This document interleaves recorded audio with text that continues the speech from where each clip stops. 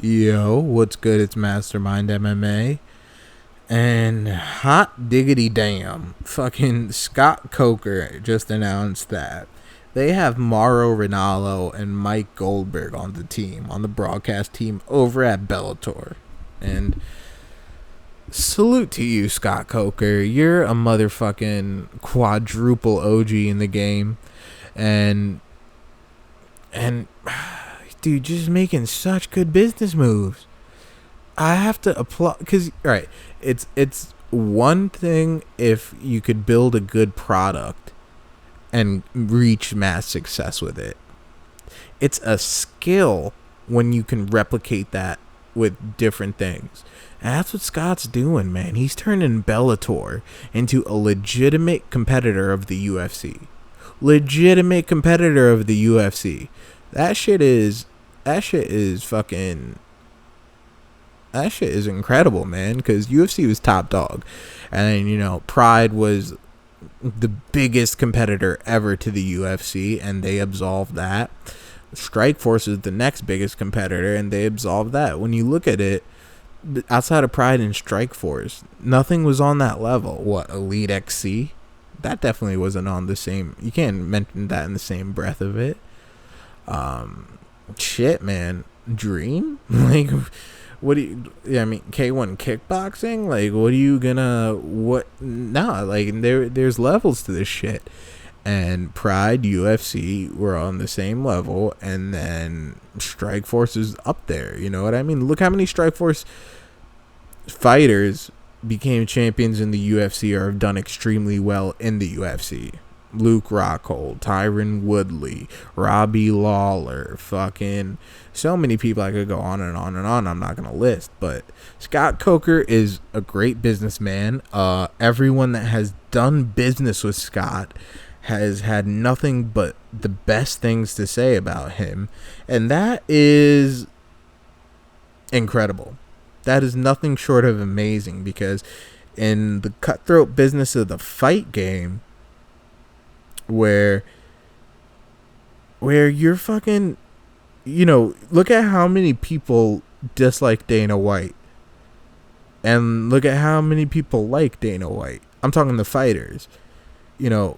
People at one point in era, even Conor McGregor has been at odds with Dana White. You know what I mean? And that's like his boy. So, business is business, but at the end of the day, the way, in my opinion, the way you operate business and go about doing business is an extension of who you are as a person. You see, a lot of people like to use it as an excuse. Oh, it's just business. And that kind of thing, that disclaimer right there is like, I could be a greedy dickhead. It's cool. You know what I mean? And that's kind of the corporate culture of business. Maximize profits. Fuck over whoever you need to fuck over, as long as you're getting the dollar. Bottom line. It's dollar and cents. That's it. But for Scott, he does business fair. And I mean, I've never done business with Scott, obviously, but from what the people he does business with are coming out and saying, it's nothing but I have not heard one person come out and say something bad about Scott Coker. Even Will Brooks, when he was like, correct me if I'm wrong, please, but even when Will Brooks had problems with Bellator, I don't think him and Scott Coker were at odds. I just think Will Brooks wanted to be in the UFC, you know what I mean? So, like, it's... Even when they did have problems, Scott wasn't ever disrespectful. Scott let him out of his contract. Scott wasn't like, fuck you, I'm going to ruin your career. He's like, all right, you don't want to be here, then just do you. You know what I mean? And that, I respect Scott. And that's so... Mauro Ranallo, dude. I have a lot of respect for Mauro. He's a fucking pentuplet OG. Fucking calling fights in Pride, calling fights in Strikeforce, calling boxing matches on Showtime. I don't really give a fuck about WWE, really. So, like, I mean, he does commentate for that, but I've never really watched it, so I don't know his skill level on that or anything like that. But yeah, he has his he's just the OG commentator. I'd say he's up there with Rogan and shit when it comes to commentating. And motherfucking Mike Goldberg. Wow, dude, like, I'm happy for him because how they handled it was fucked up. He was in the business in that company, not even the business, worked for that company for like since almost the inception of this shit. You know what I mean? He was there before the Fertitas, before the Zuffa era. And they just like didn't even give him like a proper send off, which was fucked up. And the fact that he's over at Bellator, man, Mike, regardless of the cringe moments that he's had and that the whatever criticism people could give him, he's a staple in the sport. He is a fucking he's a veteran voice of the octagon. You know what I mean? So the fact that they're gonna have Goldberg at Bellator, that right there just makes it so much more appealing because of the branding.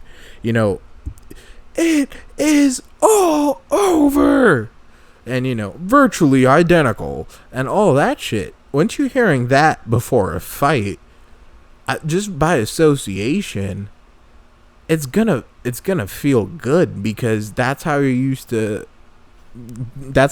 taking in the UFC. Even without Goldberg, dude, the UFC has not come into its own without Goldie. I like John Anik a lot. I like Dom, obviously. I think Dom and Rogan would be a good pairing. I don't think 3 is that necessary. But I like Anik too. I like Anik and Stan when they're paired together. I like Anik and Stan commentating better than Anik and Florian. But I do listen to the Anik and Florian podcast. And, dude, just smart fucking business, bro. He's getting the talent that the UFC is throwing away or are losing because of ego. And he's building his company into a legitimate competitor. Before all that Hoist Gracie, Ken Shamrock 3, Kimbo, Dada 5000 bullshit, like, I'm just kind of guessing. I think he had to work with what he had. But now that he got the attention, dude, he's been picking up good talent. I mean, look at you had Rory McDonald and Paul Daly fight, and then you had what the fuck? What was I gonna say? Oh yeah, and you have Lorenz Larkin and Douglas Lima. Keep in mind, Lorenz Larkin could have been the champ in the UFC. He left. He exited the UFC beating top 6 guy in Neil Magny. And beat him pretty fucking handedly, you know what I mean? So, dude, fuck, man, I'm just like, I applaud Scott Coker. I'm kind of in shock of how legit Bellator is developing to be and how fast it is. I mean, look at Shinzo Machida. That's kind of an organic star that came up in Bellator. You know what I'm saying? Paul Daly really had his come up in Bellator. That vicious knee he had against I'm drawing a blank on who the fuck flying knee knocked out. Anyway, it was on that h.e.a.t Tito card. Great knockout. That MVP knockout. They have their moments. They have their own people. They're having their brand kind of elevate. And it's kind of feeling like Strikeforce days now, especially with this. No offense to Jimmy Smith and the other dude that was doing it, but it kind of felt like store brand Rogan and Goldy. You know what I'm saying? And the fact, I think the UFC fucked up because they never got Mauro. Like, what the fuck are you doing? Why have you not picked up Mauro Ranallo as a commentator? Maybe they didn't want him. But guess what? Another man's trash is another man's treasure. And I'm by no means calling Mauro trash. Yeah, dude, fuck. Like, that really legitimizes the brand of Bellator.